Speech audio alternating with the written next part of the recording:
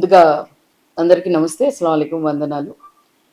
ఈరోజు ప్రెస్ ముందుకు రావడానికి ముఖ్యంగా 2 అంశాల గురించి రావటం జరుగుతుంది. మీ అందరికీ తెలుసు, వైఎస్ఆర్సీపీ పార్టీ గుంటూరు ప్రాపర్టీ సంబంధించిన అంజుమన్ ఆస్తుల గురించి ఏ విధంగా ఫైట్ చేస్తుందో మీరు దాదాపుగా 2-3 నెలల నుంచి చూస్తూనే ఉన్నారు. దాని గురించి పలుమార్లు ఎమ్మెల్యే గారిని కానీ, లేకపోతే అజీజ్ గారు అంటే వక్ఫ్ బోర్డ్ చైర్మన్ గారిని కానీ, లేకపోతే సీఈఓ ప్రతి ఒక్కళ్ళని కూడా వెళ్ళి కలవటం జరిగింది, మాట్లాడటం జరిగింది.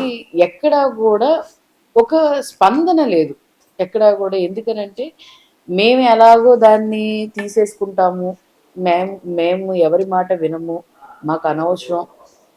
ఈ పబ్లిక్ క్రైటీరియా ఇచ్చింది కూడా, పబ్లిక్ రిప్రజెంటేషన్ ఇచ్చింది కూడా ఇప్పుడు దాకా కూడా దాన్ని తీసుకోలేదు. దాదాపుగా 5,000 మంది వరకు ఒక రిప్రజెంటేషన్ ఇచ్చారు కలెక్టర్ గారికి. ఇప్పుడు దాకా కూడా దాని గురించి స్పందన లేదు. దీంట్లో ముఖ్యంగా మీ ముందు రావడానికి ఏంటి అని అంటే, మేము ఆ రోజు ఎమ్మెల్యే గారిని, నజీర్ గారిని ఒక ప్రశ్న అడిగాం. ఏంటి సార్, ఏంటి పరిస్థితి, ఏమైంది అని అంటే, ఆయన అక్కడ ఏం చెప్పారు అంటే, మేము డిస్కస్ చేసుకుంటాము, మేమందరం డిస్కస్ చేసుకొని, మేమందరం మాట్లాడుకొని మేము ఒక నివేదిక తీసుకొని వస్తాము, ఉన్న ఇక్కడ వాళ్ళందరినీ చర్చిస్తామని చెప్పారు.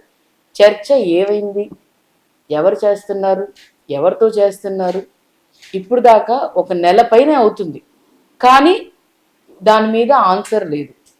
అజీజ్ గారు మరి చైర్మన్, ఆయన వక్ఫ్ బోర్డ్ చైర్మన్ గారు ఏం చేస్తున్నారు, మీరు ఏంటి, మీరు పిలిచి మాట్లాడుతానన్నారు కదా, అంటే మేము వదిలేసామని అనుకుంటున్నారేమో, వదిలిపెట్టల. దీని గురించి మా ఎమ్మెల్సీ గారు అడిగితే ప్రశ్న వేశారు. ఏంటి సార్, దీని గురించి ఏం చేస్తున్నారు అని చెప్పి ఒక ప్రశ్న వేయటం జరిగింది. దీనికి సమాధానం ఏంటి సార్, దీన్ని ప్రాపర్టీ తీసుకుంటున్నారా మీరు, ఏంటి అని అంటే, అవును మేము తీసుకుంటున్నాం అన్నారు. దాని గురించి చర్చ జరగలేదు. ఎందుకనంటే లడ్డూ విషయం వచ్చి దీని గురించి చర్చ జరగలేదు. మా ఎమ్మెల్సీ ఇక్బాల్ గారు అడిగితే దాని గురించి స్పష్టంగా వీళ్ళు మేము తీసుకుంటున్నాం అంటున్నారు. కానీ మేము అడుగుతుంది ఒకటి, మేము ప్రొసీడింగ్స్ అడుగుతున్నాం, మేమేం అడగట్లేదు. మీరు 33 సంవత్సరాలు మేము లీజ్కి తీసుకుంటాం అంటున్నారు. లీజ్ అనే విషయం ఎక్కడా కూడా రాలేదు. మరి దానికి వెళ్ళాల్సిన ప్రొసీడింగ్స్ ఎక్కడ కూడా కరెక్ట్గా లేవు. మరి మీరు తీసుకుంటుంది ఏదో ప్లాన్ కూడా వేశారంట. ఎవరు, లోకేష్ గారు ప్లాన్ వేశారు. ఏంటి, ఇక్కడ ఏం కడుతున్నాము, ఎలా కడుతున్నాము, దీన్ని తీసుకున్నాం, ఏదో మీ ప్రాపర్టీ అది, మీరు ఎలా పడితే అది చేయడానికి.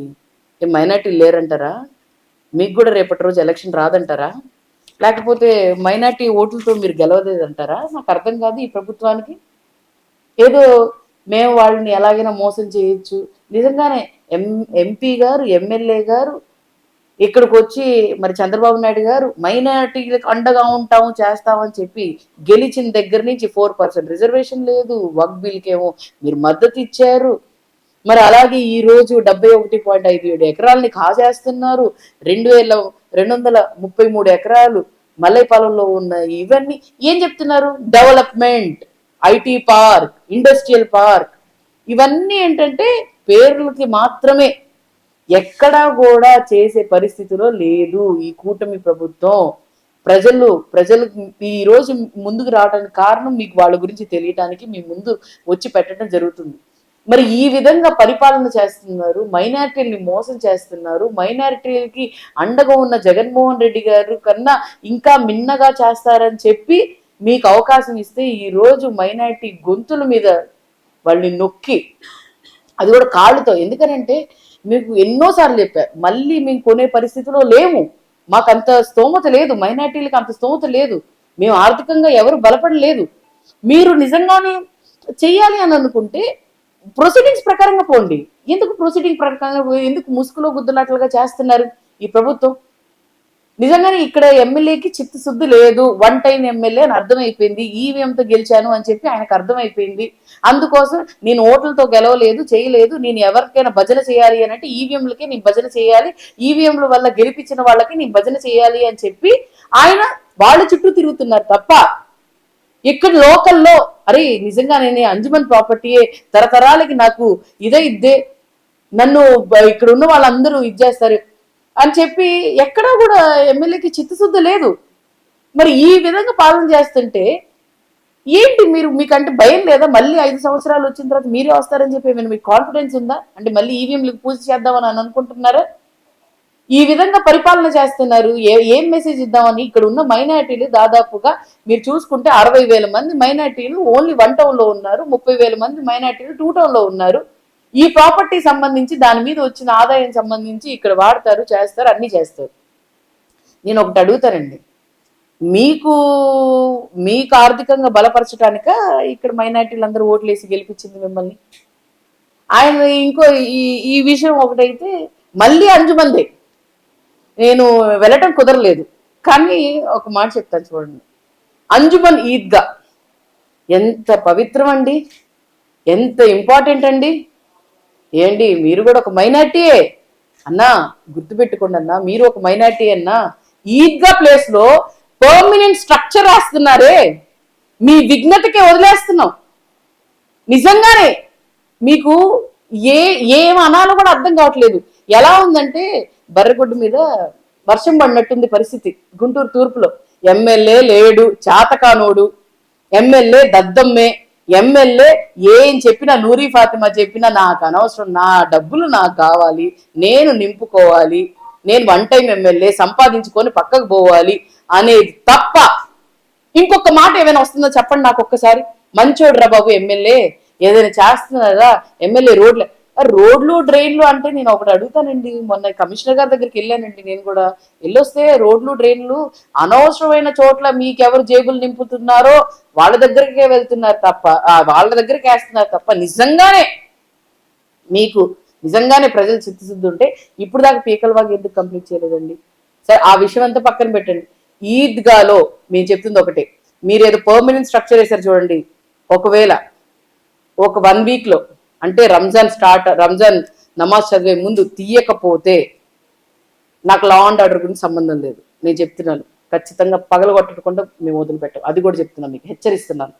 మీరు చెయ్యకపోతే మేము చేసి చూపిస్తాం. ఏం పర్లా, మమ్మల్ని జైల్లో వేస్తారా, వేయండి, ఇబ్బంది ఏం లేదు. నేను మైనారిటీల కోసం, ప్రజల కోసం మీకు ఓట్లు వేశారు, కానీ మేము రోడ్ల మీద ఉండాల్సి వస్తుంది.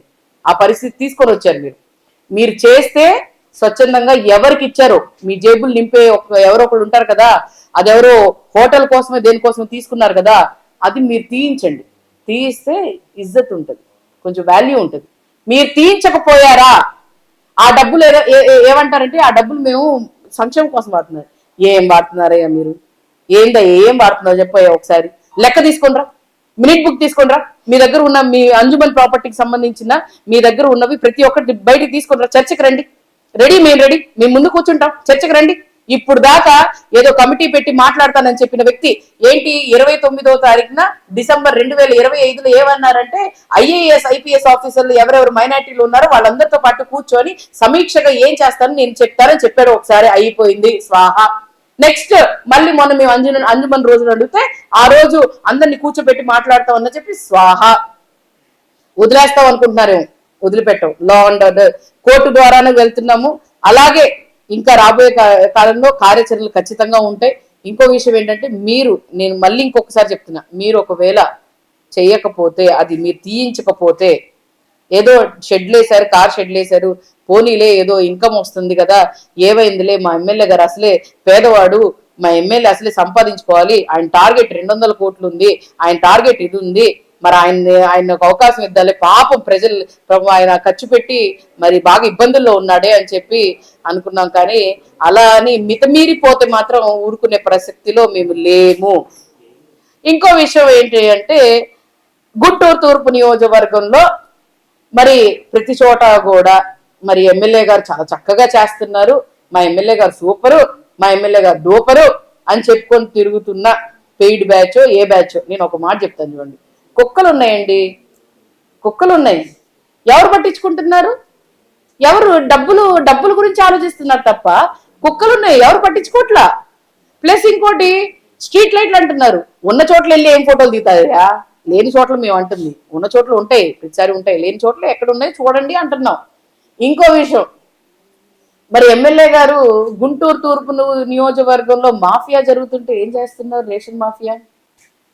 తెలియదని అనకండి ప్లీజ్, ఇది బాగోదు. ప్రతిసారి కూడా ఏ విషయం అంజుమన్ గురించి నాకు తెలియదు అంటారు, ఏమన్నా కూడా నాకు తెలియదు అంటారు, నాకు సంబంధం లేదంటారు. మీకు సంబంధం లేదు అనే మాట తీసుకుని రాకండి. మీరు చెప్పారు చూడండి, లైట్లు ఎక్కడెక్కడ లేవు ఉన్నాయి అని చెప్పి మీ వాళ్ళతో చెప్పించారు కదా, ఆ లైట్ల విషయమే ఎలగట్లేదని చెప్పి రాత్రి వెళ్తే ఇవన్నీ జరుగుతున్నాయి. ఒక్కసారి చూడండి ఎంత మీరు ఈ మాఫియా ఎంత వరకు ఎప్పటి నుంచి జరుగుతుందో.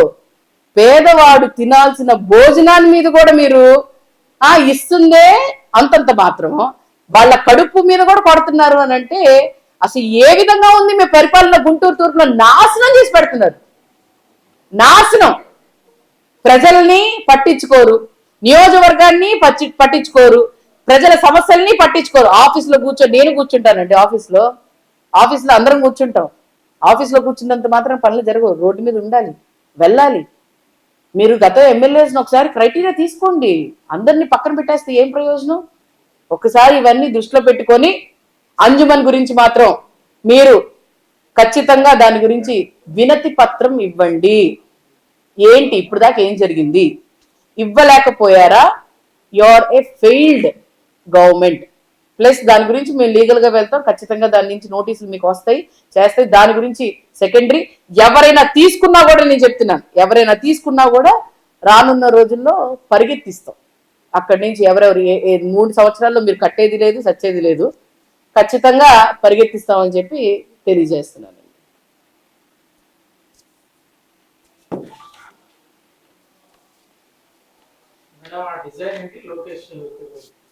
అదేనండి, అక్కడ ఇండస్ట్రియల్ పార్క్ కడదామని చెప్పి మరి ఆయన పోర్టల్లో దాంట్లో ఇలాగా ఇది ఇచ్చారు, 71.57 ఎకరాలు. అది కూడా ఏమో మన కొత్తగా కట్టిన హైదరాబాద్ వెళ్ళే హైవే మీద, అమరావతి పై నుంచి వెళ్ళే దాని మీద మేము కడుతున్నాము, చేస్తున్నాము, ఇంత చక్కగా ఇండస్ట్రియల్ పార్క్ కడుతున్నాము అని చెప్పి ఒక ప్రణాళిక ఎవరికి చెప్పించారు?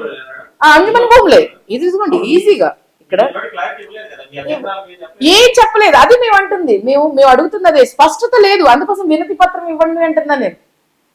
దాని మీద కరెక్ట్ గా వినతి పత్రం కానీ స్వాతి పత్రం కానీ దాని మీద ఇచ్చారనుకోండి, మేము అసలు మాకు అర్థమైంది కదా మీరు ఏం చేస్తున్నారు అనేది.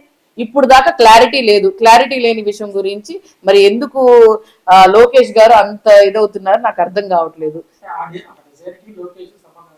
అంటే సార్ పోర్టల్లోనే ఉందండి, ఇది లోకేష్ గారి పోర్టల్లో నుంచి తీసింది. ఇదేదో మేము డిజైన్ చేయలేదండి, మాకు అంత అవసరం లేదు, మేము డిజైన్ చేసింది కాదు. ఇది లోకేష్ గారి పోర్టల్లోనే దాంట్లోనే ఇది మేము చేస్తున్నాం అని చెప్పి స్పష్టంగా ఉంది. అయితే దీంట్లో ఇంకోటి అదే నేను చూపించాను మీకు. అంటే అదే ఐటీ పార్క్ అని చెప్తున్నారు కానీ మళ్ళీ ₹1 ఎకరం ఎవరికి ఇస్తారో తెలియదు, 99 పైసలకి ఎవరికి ఇస్తారు, నా ఇష్టం నా సొత్తు అంటున్నారు. అది మీ సొత్తు కాదు, అది అంజుమన్ ప్రాపర్టీ, పేదవాళ్ళే మైనార్టీల సొత్తు కాబట్టి సమాధానం ఇవ్వాల్సిన అవసరం లేదు. మీ ఇంట్లో ప్రాపర్టీ అయితే మీరు ఎలా ఇచ్చుకున్నా పర్లేదు, ఇది మీ ఇల్లు కాదు కదా. 5 సంవత్సరాలు రాజకీయాల్లో ఎవరైనా కూడా 5 సంవత్సరాల తర్వాత మళ్ళీ ప్రజల దగ్గరికి వెళ్ళాలి, మళ్ళీ ఓట్లు అడగాలి, మళ్ళీ గెలవాలి, చేయాలి. మైనార్టీ ఓట్లు ఉన్నాయి, అది గుర్తుపెట్టుకోండి. ఓన్లీ నేను అంటుంది ఏంటంటే మీరు ఓట్లు మీ కమ్యూనిటీ వైజ్ గానో లేకపోతే మీకు సాలిడ్ గా ఉన్న వాళ్ళతోనో కాదు, మీరు మైనార్టీ ఓట్లతో గెలిచారు కాబట్టి అది కూడా గుర్తుపెట్టుకోమని చెప్పి మీకు తెలియజేస్తున్నానండి. దీని గురించి మేము కలెక్టర్ గారిని కలుస్తామండి, కలిసి ఒకసారి అడుగుతాం అసలు ఏం జరిగింది, మేము ఇచ్చిన దాన్ని మీరు ఏం క్రైటీరియా తీసుకున్నారు అని చెప్పి వాళ్ళని అడిగి, ఎందుకంటే కలెక్టర్ గారు కూడా మాకు హామీ ఇచ్చారు. ఏమని ఇచ్చారంటే ఖచ్చితంగా దీన్ని కాపాడుతాం, చేస్తాము, మేము అండగా ఉంటామని చెప్పి. చూద్దాం మాకు అండగా ఉంటారో లేకపోతే వాళ్ళ ప్రభుత్వానికి అండగా ఉండి సొత్తుగా మారి చేస్తారో చూద్దాం. దేని గురించి అండి? ఈద్గా అదే ఖచ్చితంగా ఫస్ట్ మేము శాంతియుతంగానే చేస్తాం, ఏది కూడా మేము తొందరపడి చేయవండి, మా తత్వం అలా కాదు. ముందు కలెక్టర్ గారిని కలుస్తాము, చెప్తాము, అన్ని చూస్తాం. గ్రీవెన్స్ మండే వెళ్ళి ఒకసారి కలెక్టర్ గారికి కలిసి చెప్పి, గ్రీవెన్స్ అని ఎందుకు పర్టికులర్గా అంటున్నామంటే మేము లోపలికి వెళ్ళి ఏం మాట్లాడతామో తెలియదు, వాళ్ళు ఏం చెప్తారో తెలియదు. గ్రీవెన్స్ లో అయితే స్పష్టంగా మేము ఇచ్చినట్టు చేసినట్టు మేము చెప్పినట్టు ప్రజలకు కూడా తెలిసిద్దిగా. ఏదో తూతూ మంత్రం వెళ్ళాము, ఒక 1-to-1 కూర్చున్నాము, మాట్లాడాము అని అంటే 1-to-1 కూర్చున్న తర్వాత వాళ్ళు ఏం చెప్తారు, వాళ్ళు ఏదో మేము చేస్తాం అంటారు తప్ప వాళ్ళు చేసే పని లేదు, ఏది లేదు. సో మేము గ్రీవెన్స్ రోజే వెళ్తాము, స్పష్టంగా చెప్తాము. చెయ్యకపోతే మాత్రం లా అండ్ ఆర్డర్ మాత్రం మీరు ఏం చేసినా ఏం చేయకపోయినా కూడా ఖచ్చితంగా మేము పగలగొట్టేదే. ఎప్పుడు మీరు రంజాన్ ఇంకొక 14 రోజులు ఉందండి. ఈ 14 రోజుల్లో నెక్స్ట్ మండే మేము గ్రీవెన్స్కి వెళ్ళి ఒకసారి రిప్రజెంటేషన్ ఇచ్చేస్తాము. దాని తర్వాత ఒక 1 వీక్ టైం ఉంటుంది. ఆ 1 వీక్ టైంలో మీరు చేయకపోతే మాత్రం మేము చేసి చూపిస్తామని చెప్పి తెలియజేస్తున్నాం. ఈ వీడియో నచ్చితే లైక్ చేయండి. అలాగే మా ఛానల్ ని ఫస్ట్ టైం కనుక చూస్తున్నట్టయితే ఇప్పుడే సబ్స్క్రైబ్ చేసుకుని పక్కనే ఉన్న గంట సింబల్ ని యాక్టివేట్ చేసుకోండి. అప్పుడే మేము పెట్టే ప్రతి వీడియో మీకు నోటిఫికేషన్ గా వస్తుంది. అలాగే ఈ వీడియో పూర్తిగా చూసినందుకు ధన్యవాదాలు.